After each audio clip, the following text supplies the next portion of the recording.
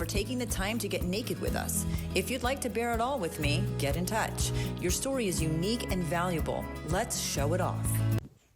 Hello and welcome to the Naked Podcaster. Today I'm going to have so much fun with Mica HERE, and part of that is just saying your name, which I just learned is the shortened version. So tell the story, Mica, of your name. Well, my dad actually named me. My mom had a whole name picked out for me. And while I was asleep, my dad and my aunt just threw in a name there. And I'm actually mixed with Mexican. My mom is Mexican. And so my middle name is Maria. And this is a direct quote from my dad. He's like, I needed it to sound somewhat Mexican so your mom wouldn't kill me. So we threw in Maria. And my mom was so upset that she refused to call me Tamika. And till this day, unless she has to, she doesn't call me Tamika. She calls me Mica. So my nickname is Mica. Everybody calls me that. Unless I don't know you, you're going to try to pronounce my name. And it's spelled weird. It's spelled Thamica. So I've heard every variation of how to pronounce my name. And it's kind of amazing at this point, the creativity that comes out of people. See, so I'm Jennifer, obviously, but I was born in 70, and not only was it the most popular number one name in 70, it's like every year for 30 years, it is the most popular name. So I was Jennifer Susan Taylor. You can't get any more Wonder Bread white boring than that. So you've got like Tamika, Maria, McCook, and I'm like, yeah, it sounds sexy. We should salsa dance. It took me a while to love it. It took me a while to love it and embrace it. It's actually what I ended up naming my first photography business, Tamika Photography. So I'm thankful now that my dad had a sense of humor and a creative mind. But I actually didn't learn my first name, like my full name, until I started elementary school. And it was the most devastating thing I ever went through. Like, I thought my mom lied to me, and my poor teacher had no idea that I didn't know my full name. And so I came home and I was like, Mom, you lied to me. Why did you lie to me? Why did you tell me the truth? And she's like, oh gosh, let's have this conversation now. So, I mean, I love my name now. It took a while. Now it's just, it's something that I'm very proud of. My dad actually passed away 2 years ago. And so now when I think about my name and how proud my dad was of this name, like really, he talked about this like he discovered the lottery. And now I love it so much because it's a part of him and it keeps me close to him. That is awesome. So we're going to jump in. I got way off track. Sorry, I got so excited about your name. No worries. No worries. The website to find you at is F-Stop Podcast, which sounds like a swear, but it's not. It's about photography. It is not. I love this. So tell me everything that you are doing with your life in this website. Oh, man. So I am a food photographer, and my co-hosts, one is a wedding photographer and the other is a product and fashion photographer. And we started this podcast because we wanted to create a community of photographers who are working their way up to building their businesses. And one thing we notice is just how lonely entrepreneurship is and how discouraged you can get when things aren't going the way that you hoped or that you want. And so it really helps when you have a tribe, like a community, to gas you up, encourage you, push you, and just grow along with you. And so we thought it would be really cool to start something like that. That's excellent. So do you guys have guests? And you do food, you said. So Yes. So the photographers that we feature are full-time professionals who are working in the field. And we talk with them about their journey. Like, we try to take it back to the beginning of, their careers and just what the feeling was getting into this business and growing, and how they dealt with, struggles and accomplishments, and just giving advice to our listeners who are working on their careers, and just to know that every top professional, every top dog started at the bottom too. And, not everybody starts right at the, top of the mountain right away. They work their way up. And so we hope that our listeners understand that and are encouraged by that. No kidding. I know, well, one of the most overused sayings is every overnight success was 10 years in the making. And I did actually I was listening to someone speak, and she said, there's nothing special about me except I was really consistent at what I did for 10 years. And she took years and just consistently posted the same thing. And then it starts to gain traction. And that's really what it's about. And sometimes you can get it in the right place or with the right person, and it can gain a little extra traction, but really it's a lot of hard work. So take me back. Let's talk about your hard work. Oh, let's do it. Let's do it. So what do you want to know? Where should I start? You told me your dad died a couple of years ago, but yes. And there was this your dad was, your mom was Mexican, and you were born, ta-da, and you got a cool name. Thanks, Dad.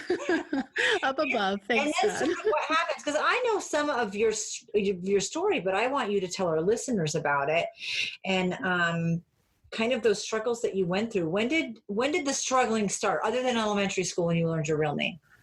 Really, the struggle started right down from childhood. I mean,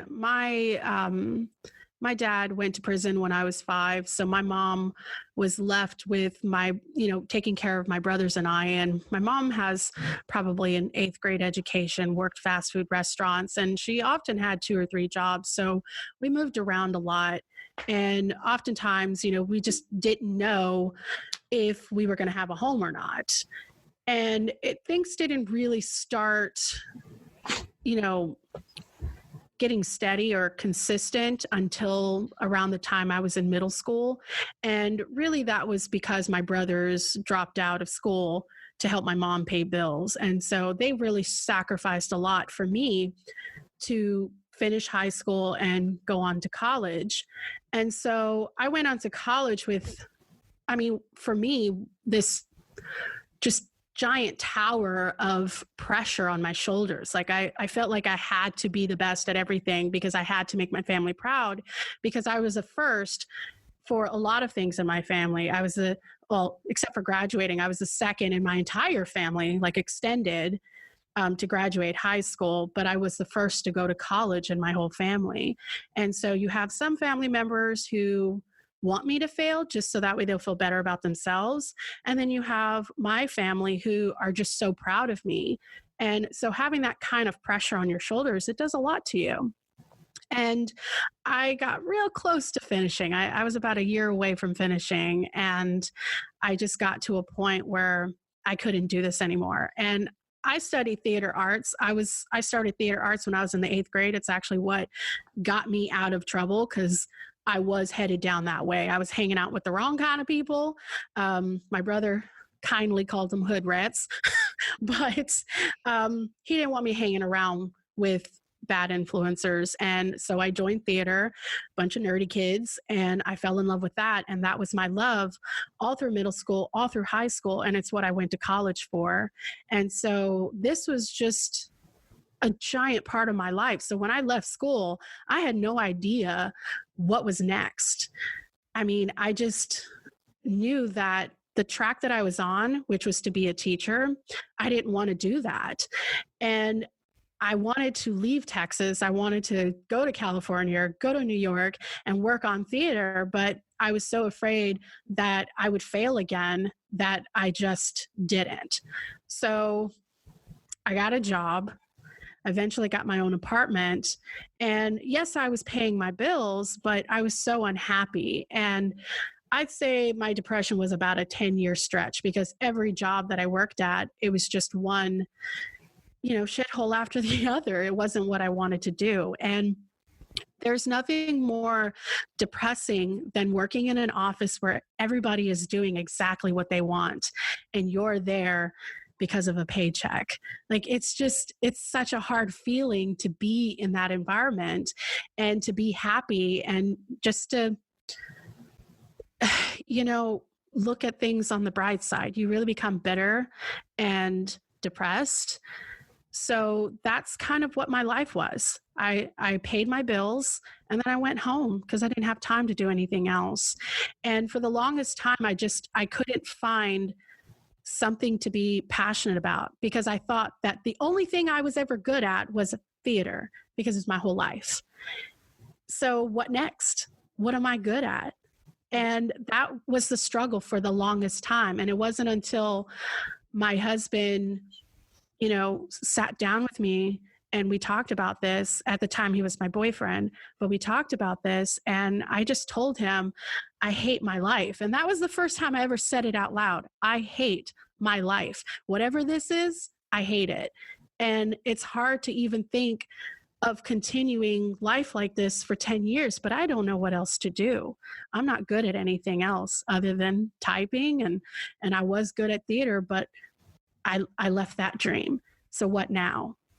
What did your family, I can't even imagine, you're the first one that goes to college and everybody's so proud of you.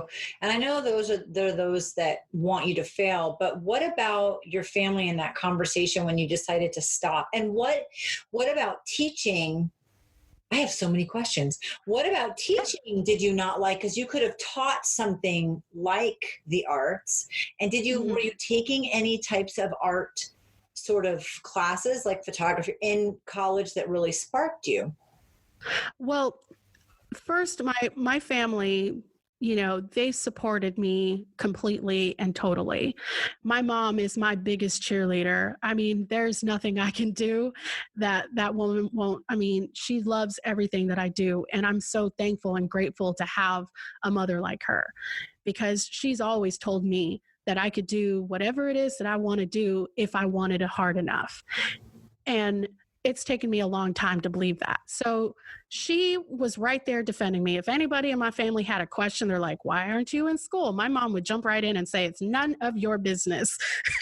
So, my family kind of knew what was going on, but at the same time, they didn't want to ask because A, my mom was there to jump in, but also B, they just knew that whatever was going on, it wasn't a decision that I made on a whim, it's not like I was irresponsible or anything. So they knew that this was a well thought out decision and there was no judgment there. And the funny thing is, I'm the one who judged myself. I'm the one who shamed myself and, called myself a failure and all these things. My mom, you talk to my mom, she'll tell you right here, right now, my daughter is this, this, this, and this. And she brags about me.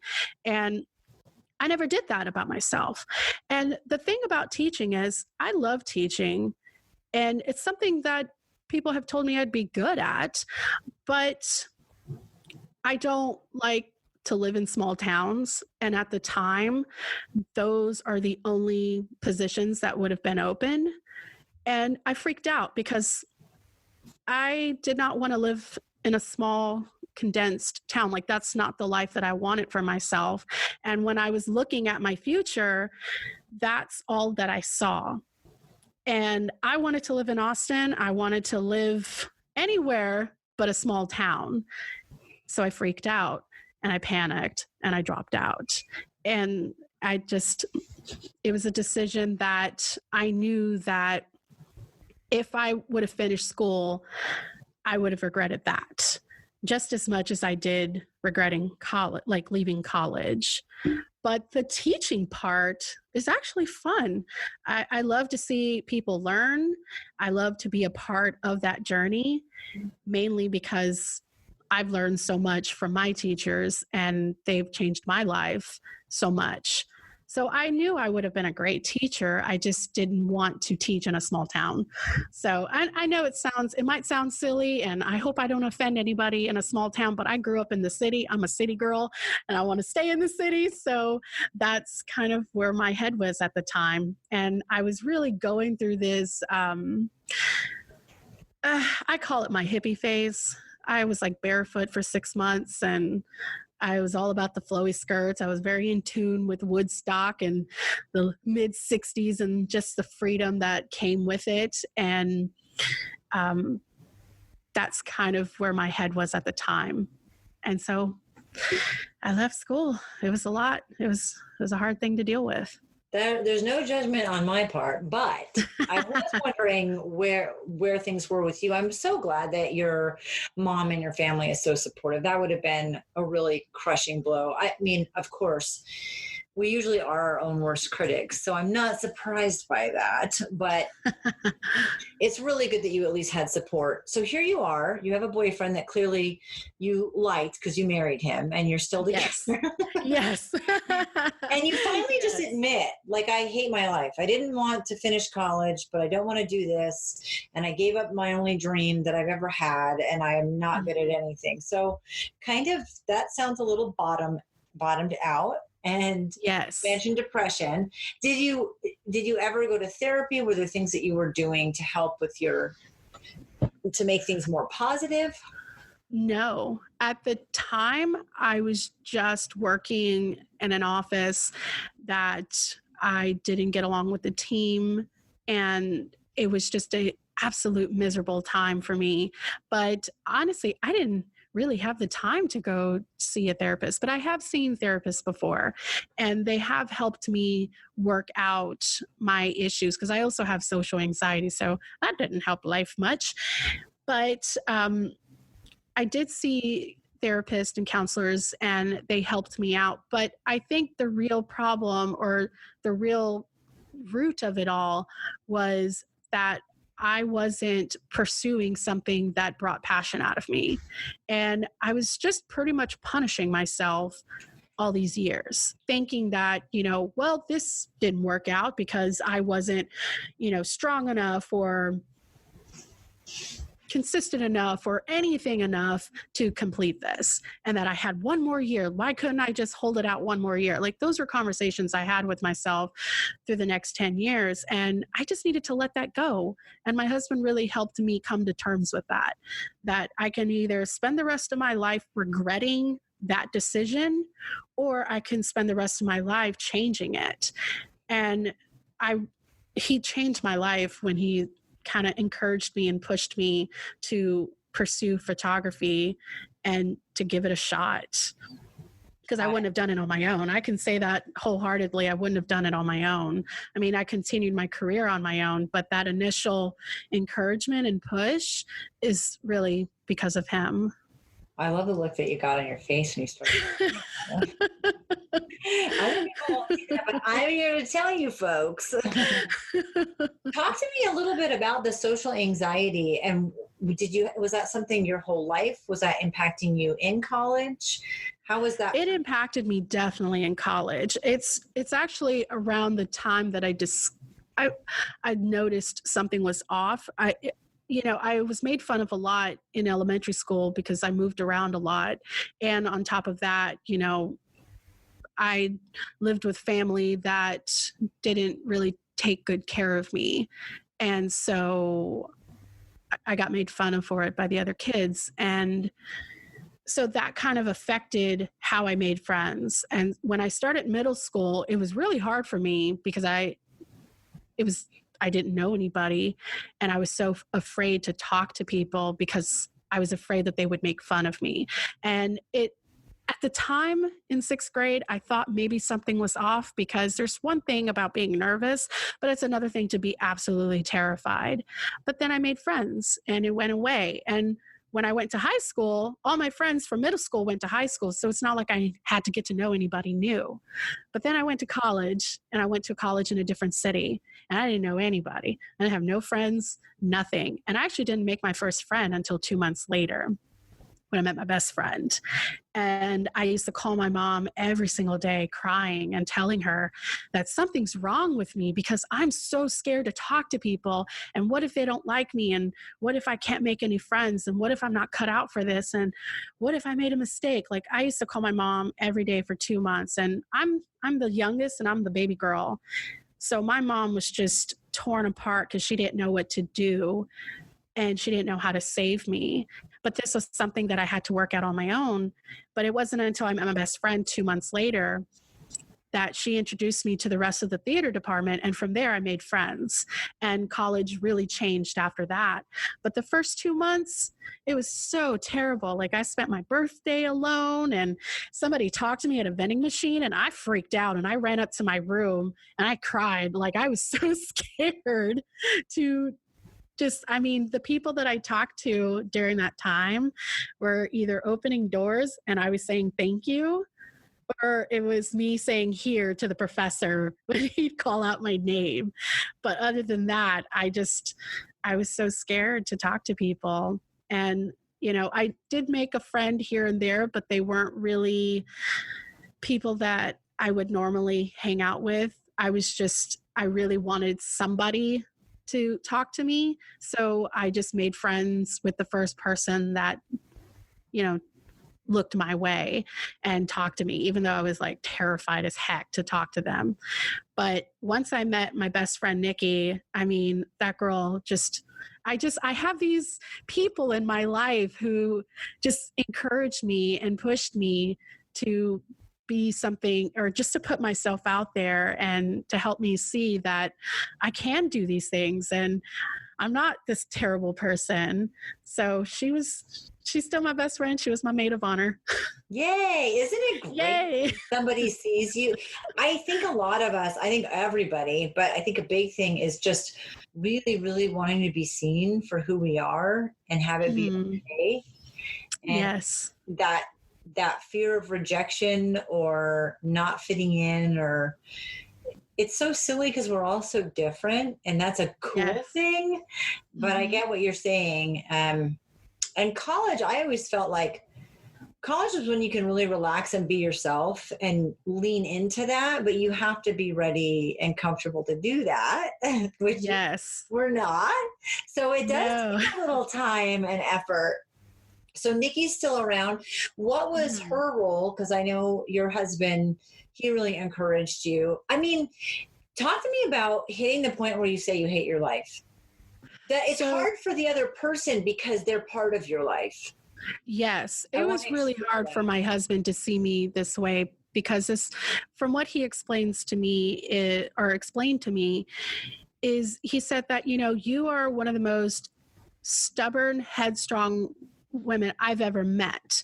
And the things that you can do are just phenomenal, but you don't see that because of a decision you made a long time ago. So I had left one job at a physical therapy clinic for another job at another physical therapy clinic. And that was right around the time that I had just kind of accepted that whatever theater I had in my life, that person's gone. This is the new direction I'm going in. I'm just going to work in offices, and that's going to be my life. So I go to this office job, and immediately I don't like it. It's just terrible. But they're paying me a pretty darn good salary. So I stayed, and I was like, you know what? I'm going to give it a year and maybe it'll get better. But it didn't. It got worse and worse and worse and worse. There were days where I would just cry and cry and cry and cry, and then come out, do my job, go back in the bathroom, cry, and just count down the minutes and hours till I could leave. It was just bad days, one right after the other. And I felt stuck because where else am I going to go? I don't have a college degree, so it's not like I could go get a better job. Well, I could go run back to my old job, but I thought I was moving on up. I'm moving back down. And I thought, is this my life? Am I just going to keep going from one job to the next? Same pay level, nothing higher, nothing lower. I'm capable of so much more, but I screwed my life up back then, and this is my life now. And I had a very bad day at work. Wanted to leave, but I didn't, because I don't got no money. So I have to stay. And when I got home, I was actually at my boyfriend's house, and I just sat down on the couch and I just started crying, uncontrollably started crying. And it was just all too much. It was like I spent 10 years just keeping everything in. Like, I can do this. I can, this is my life and I can do this. I can get better or whatever. But that moment, I think it all just came crashing down. That everything that I've been feeling and experiencing for the last 10 years came crashing at that moment. And when I said it out loud, I hate my life, I didn't know how to handle that kind of emotion. And all I could do was just repeat, and I'm getting teary-eyed thinking about this, but all I could think was, I hate my life and I'm not going anywhere up. And that is just the most depressing feeling, because I felt like I've screwed my life up 10 years ago. And this is where I'm at now. And I wanted to do so many great things for my mom, for my family, for my nieces and my nephews. Like, I wanted them to be proud of me. And here I am struggling, hating my job. And my husband, who's like one of the most logical people on the planet, he goes, well, what are you looking for in an employee? Like, it's just such an odd question. And I'm like, what? I love that. Yeah, he's like, what are you looking for in an employee? And I never thought about that. All I knew is that I just didn't like this, but I never thought, well, what do I want in an employer? What am I looking for? And so I started listing all these things, like, what would the perfect job look like for me? And after what was like probably 3 minutes of a list, my husband was quiet and he took a gulp and he's like, sounds like you're a business owner. Sounds like you need to go into business for yourself. And I started laughing because I was like, what am I going to start a business in? I'm not good at anything. And he's like, sure you are. What do you like to do? And I started listing things off. I was like, well, obviously theater. I like geocaching. I used to do theater a lot, or photography a lot. And he's like, well, why don't you start a photography business? Like, just like that. Why don't you just start a photography business? And I'm like, because I suck at it. It's always just been a hobby, but nobody's going to pay me to take pictures of them. He said, sure they will. If you put yourself out there and you say, this is how much I charge, surely somebody's going to pay you. And I told him, no, my work sucks. Nobody's going to pay me for anything. He said, sure, your work sucks now, but as you get better, as your skills improve, you can start charging more and you'll get better and you'll be able to make a living off of this. And he said, just think about it. And I told him, whatever, not doing that. Let's just kick that one out the door. So that happened. I went back to work the very next day, knowing that I didn't want to be there. And of course, it was another crappy day. And it was barely noon. Like, I was sitting in the parking lot in my car thinking I could just drive away and never come back here. I didn't. I went back in. And the worst thing that could have happened. And I walked out of there crying again. And on the way home, I thought, okay, I guess I'll start a business and see where this goes. What was the worst thing that could have happened? It was a conflict with one of the other employees. He basically was a bully. And I reached my breaking point. And, at the end of the day, it just wasn't going to work. So it didn't work. But in detail, I don't know what it was about me, but he was just basically a bully. And he would come in, terrorize me, leave the office. And the worst part is that I didn't have the backing of my office. They backed him because he'd been there a lot longer than I had been. So as far as allegiances went, they were automatically taking his side. So that pretty much said to me that I was alone in this game. And, I was trying to find a job. I didn't find one because they fired me before I could find one. But honestly, I was very excited when they fired me and I was going home, but I was also freaking out because I was like, oh crap, how am I going to pay my rent? How am I going to pay my rent? But it was enough to make me want to change my life completely and go in a different direction.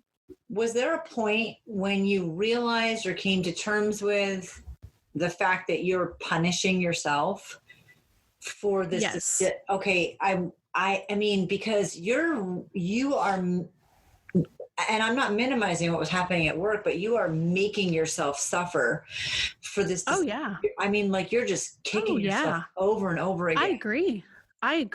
It makes me so sad.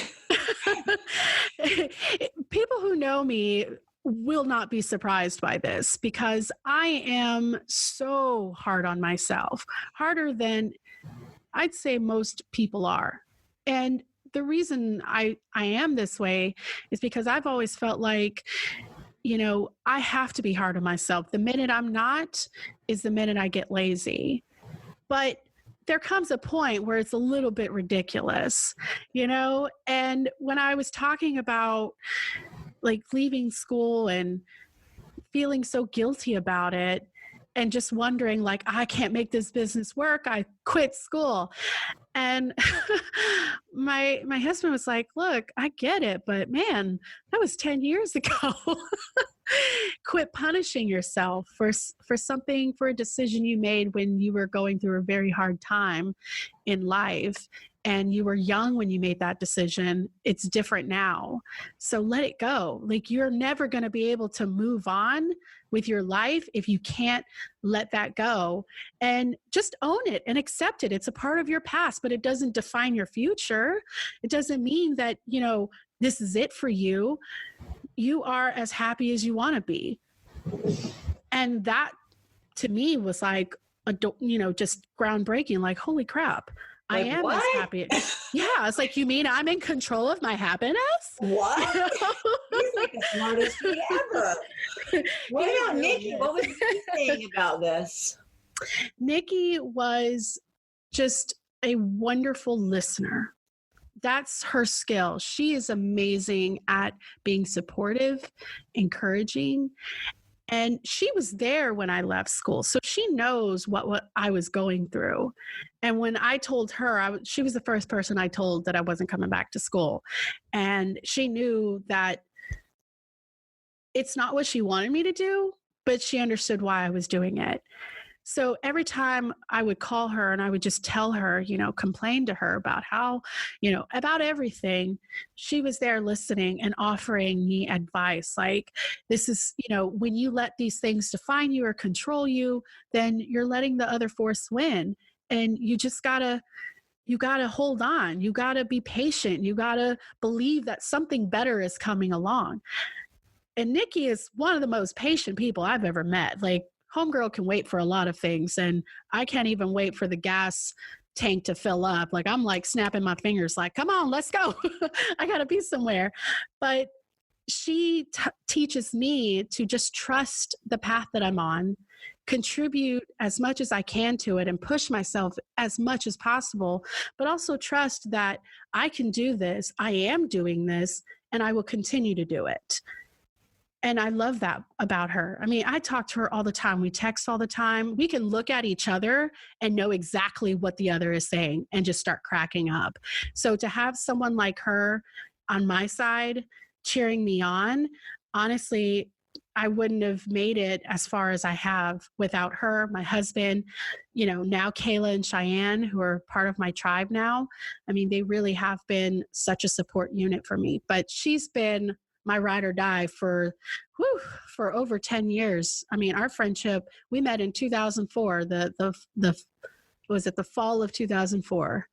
And we've been friends ever since. I figured she was kicking your butt in some way.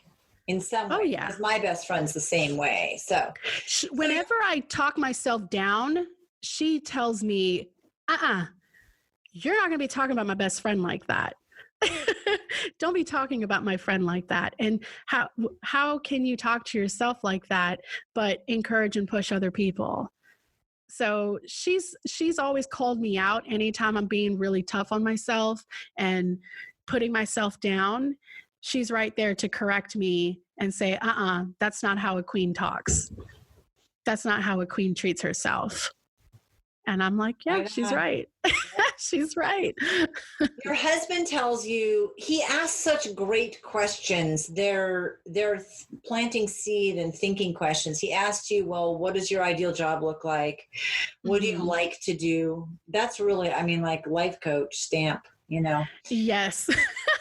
Those are the questions you, if you're that unhappy with how things are, then let's figure out how to change it. What do you not like? What are you looking for? What do you love to do that you're just passionate about?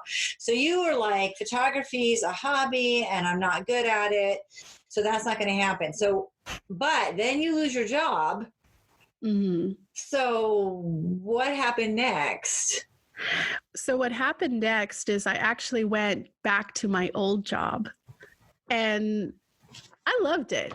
I loved it. I didn't love the fact that I was back there because, I was trying to move up and I felt like I was moving down. But at the same time, I was back on familiar ground, which was wonderful because while I'm working there, that's when I really started to work on my business and, putting out the website, getting the business account, and really setting things up.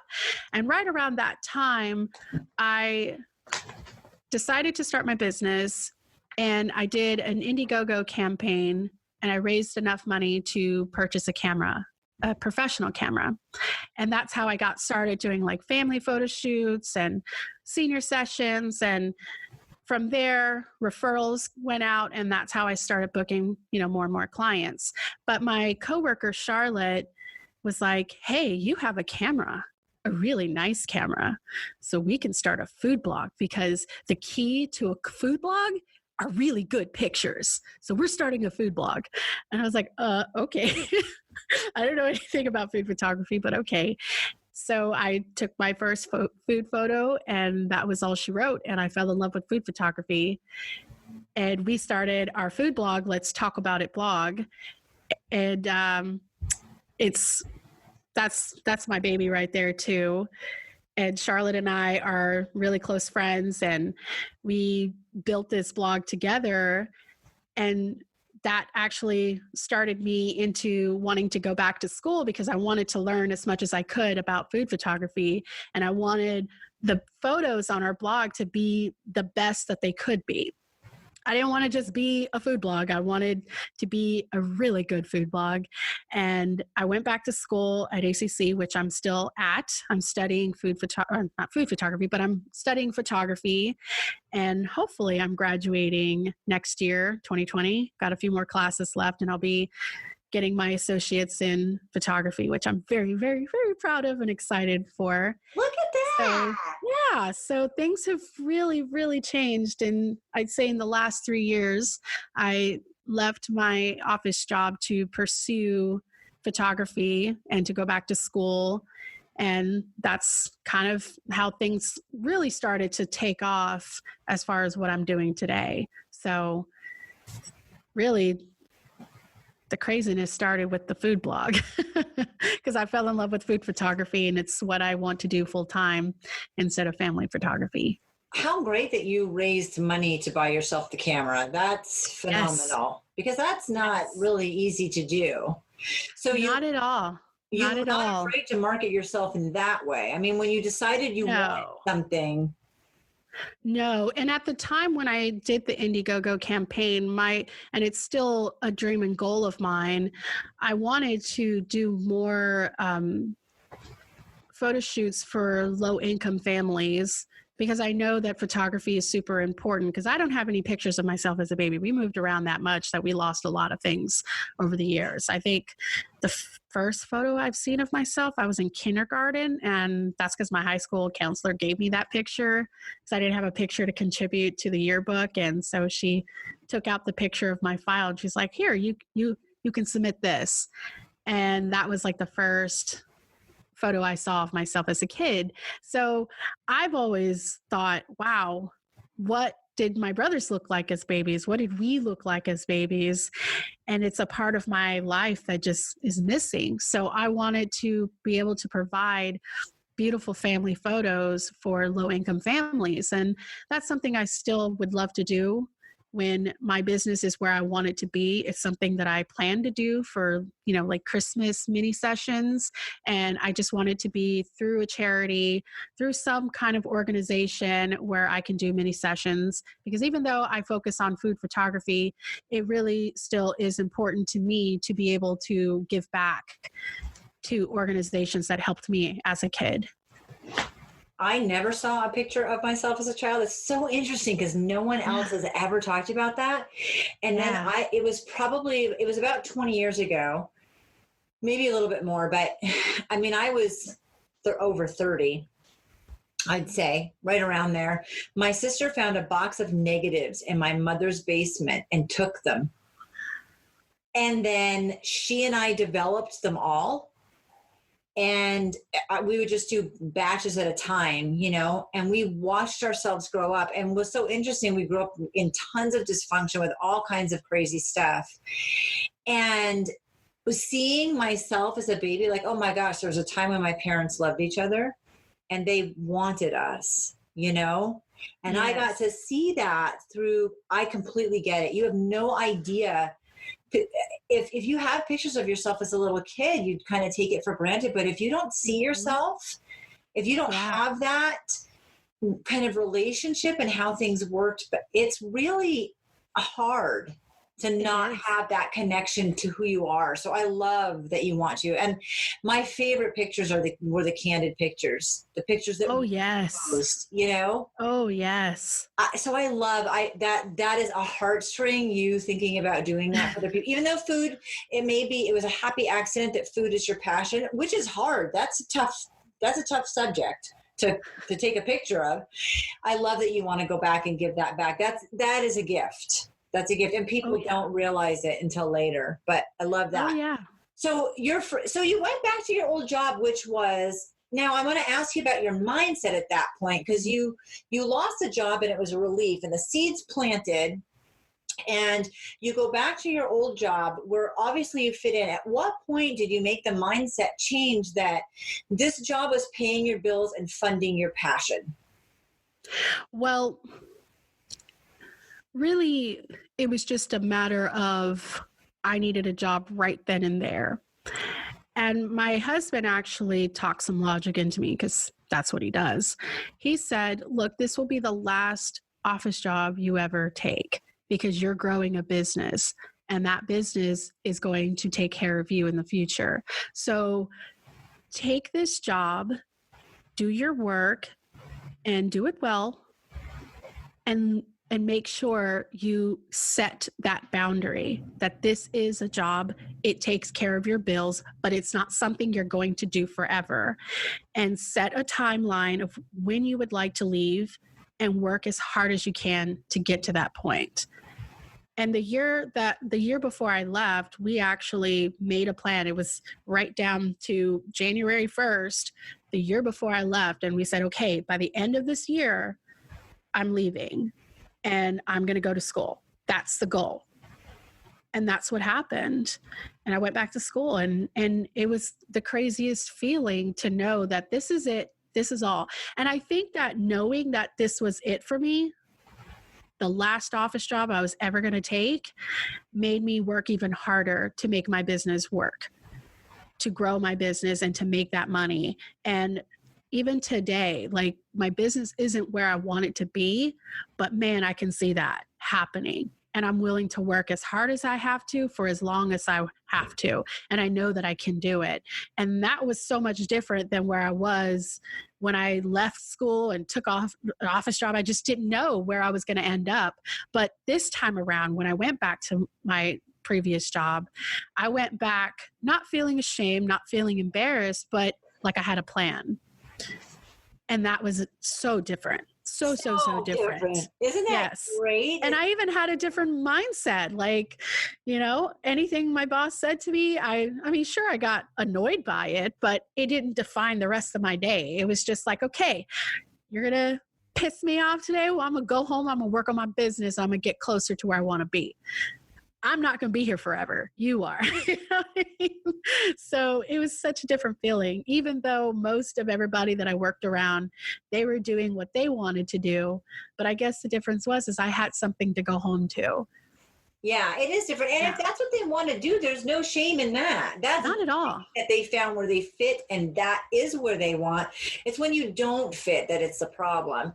So you started taking clients. How did you start doing that, those first few clients? Because once you start getting them and there's referrals and you have a good portfolio, yes, it's a little easier to market yourself. So tell me about the tough stuff in getting started and learning that. Well, the tough stuff was the referrals, the first clients really were from the Indiegogo campaign and the folks who invested in me.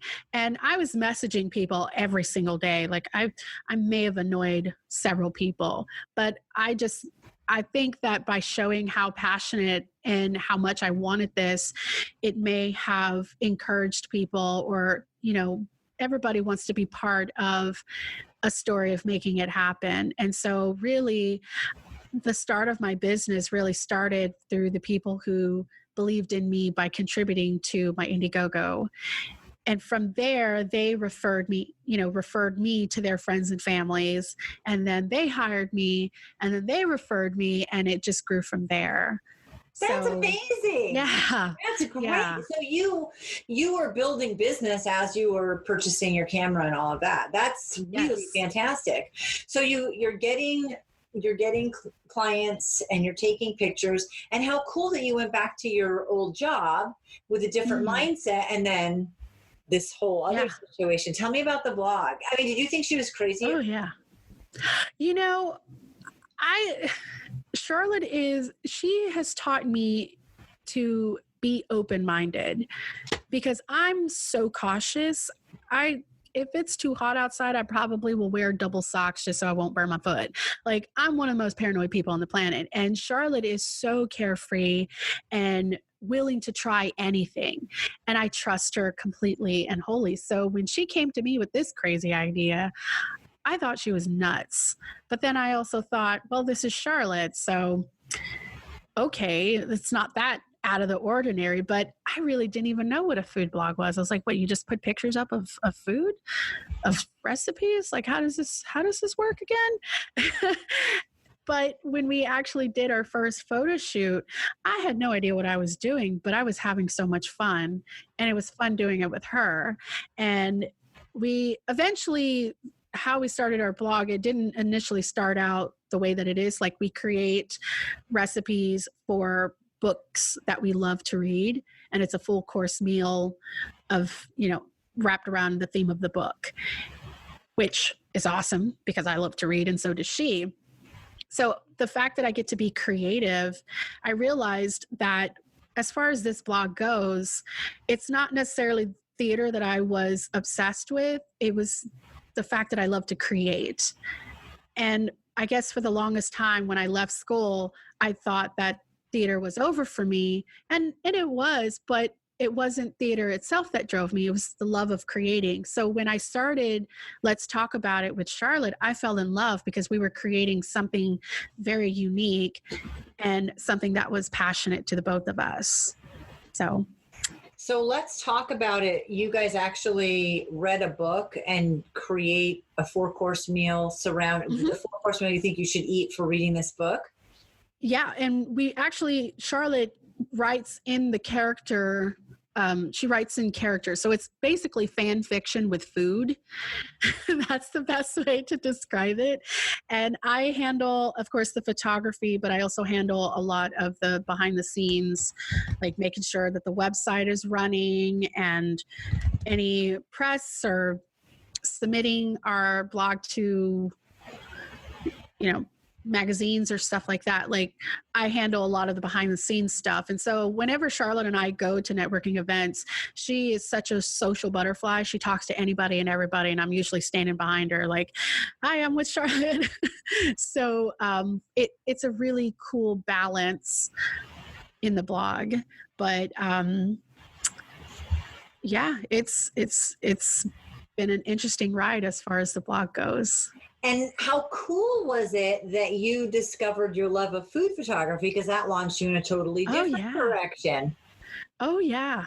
It was really cool. I love food photography, and I think I picked up on it so well is because I could practice as long as I wanted to, as opposed to with people. I would get so nervous, especially if it was somebody I didn't know. If it was a new client, like I felt like I had to be this, peppy-go-lucky all the time. But with food, I could really take my time with it and try and experiment and take a picture from this angle, and maybe I'll try it in this light. Like I could really, really get down and dirty with it. And the more that I practiced, the more I fell in love with it. So yes, it's super awesome and ironic that this food blog launched my love of food photography.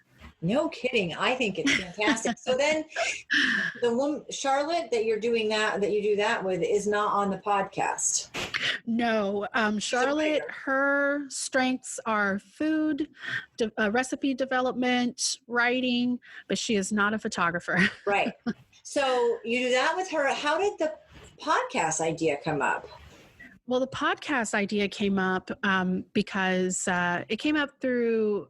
So Kayla and Cheyenne and I met in intermediate photography, and we continued our friendship on past that class. And we used to meet up for coffee. I mean, we still do. We would meet up for coffee, and we would do like co-working dates, and we would just talk about business and growing. And it became pretty obvious that the three of us wanted to be full-time. Like, this was the goal that we all three wanted each. And it became this kind of support group where we would just talk about what we were struggling with and celebrate each other's accomplishments. And somewhere along the way, we were talking about just how awesome this group that we've formed is and how much it's helped us go further in our career. Like, we really started putting ourselves out, me especially. Like, I started going to networking events, which was a very scary thing for me to do, like stranger danger, but at the encouragement of them and having them as friends, I went even further in pursuing my career. So we just talked about that, and we thought, why don't we start a podcast? Like, would you guys be interested in that? And it just kind of snowballed from there. Next minute, we're buying microphones, and I'm developing a website, and we recorded our first episode in May, and then we posted in June. That is huge. Yeah. Yes. So look at you, and your husband might have been a little bit right. I totally understand being hung up on theater. I was in theater. Anyway, there's a lot of things in the arts. And I took a drawing class, like an art class in college my first year. And my professor said she passed me with a C if I never took another class of hers again. No. That's bad. It was that bad. And it's hard when you think about the arts as a whole. Like, if you're not good at one, or you can no longer do theater, that's it. The buck stops. You're done. Like, pull the plug, white flag. That's it. And there's so much in the arts and just being creative that's so not true. I don't want people to be discouraged if you're not good or not able to do one form. There's Absolutely. A million others. And like you said, you love theater because of the creativity. The theater part was great, but it was really that aspect of it that when you move it forward, you are happy because you have that. Exactly. In a lot of different ways. And you were able, at some point, you were able to be open about doing this. Feel like, what the heck? I'll practice on food. What could go wrong? Like, what's going to happen? The strawberry's going to be pissed? It's okay. Exactly. Exactly. But you still were willing to talk about that, which had been hard for you and your mindset prior, even though you were unhappy. Very much. Very much. I was so stuck with this image, of being a theater person. Anyone who knew me in high school and middle school and even college knew me as the girl that was in that play. And I guess I just sort of wrapped my whole identity in that person and didn't really open myself up to being something or someone different. Who I am today is so much different than who I was back then. But it's not like I would not be that person ever again, because I had to go through all of that to get to where I am now. And where I am now is so much more exciting, I think. I also think we don't take a step back and look at the fact that you were working a job with the total wrong side of your brain. No wonder it was constant friction and you felt uncomfortable and you didn't fit in. And part of the friction was coming from outside and part of it was coming from you internally. I mean, you were just forcing yourself to absolutely use the opposite side of your brain and what was comfortable for you. So, I mean, there's a lot that goes into it that you don't understand until you get a little on the other side. Exactly. When you're looking at it from the outside, it's definitely a lot different. What would you, so I get the connection between you wanting to go into photography and I hope your husband keeps planting seeds and I hope you keep smiling and thinking you're not going to take his advice. That's an awesome thread in your relationship. I just love it. So what would you, with all of the depression and the social anxiety and really just hitting that point where you hate your life that much, what would you have told yourself back then? What would you tell someone else struggling, just struggling in that spin your wheels spot in life? Well, the first thing I would say is any decision that you feel like you made that was a turning point, that turned your life, in the wrong direction, let that go. Because that is only part of your story, but it's not your story. And trust that everything's going to be all right. But lean on the friends that are there for you. And one thing's for sure, when you do change, when you start going in that other direction, that positive, life-changing direction, you will lose some friends because they don't want you to succeed. Maybe because they're struggling in their own life and they don't want to be left behind, but you can't focus on that. Just focus on you and trust that everything's going to be all right. And lean on your friends because they want to help you. They want to be there for you. The real ones, they want you to be okay. So lean on them. So that's what I would say. Thank you so much, Mica, for sharing your story. This was really fun. I loved having you on. I'm sorry I cried there earlier. Oh, no, it's a good podcast episode when you dig that deep. So I'm always thankful of that. And no one's going to see it anyway. What happens on the podcast stays on the podcast. So it's all exactly. Thank you for taking the time to get naked with us. If you'd like to bear it all